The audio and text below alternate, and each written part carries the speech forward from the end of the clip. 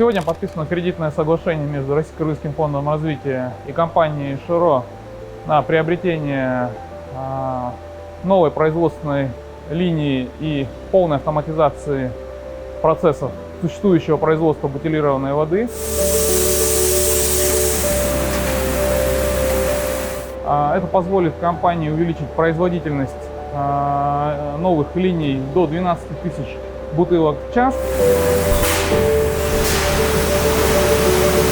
Компания уже имеет на сегодняшний день сертификаты стандарта 22000-2005, и этот стандарт будет также подтвержден с приобретением новой линии, что позволит компании не только увеличить объемы реализации на внутреннем рынке, а также рынках Евразийского экономического союза, но и выйти на новые рынки Ближнего Востока, Объединенных Арабских Эмиратов.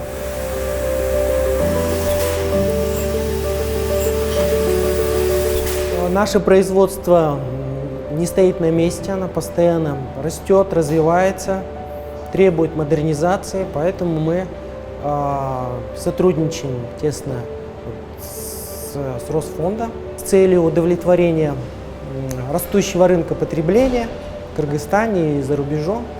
Нам требуется обновление, модернизация, реновация производства, в частности, это касается розлива воды. Мы планируем приобрести две линии розлива. Это линия розлива 5-литровая и линия розлива 12 тысяч бутылок в час.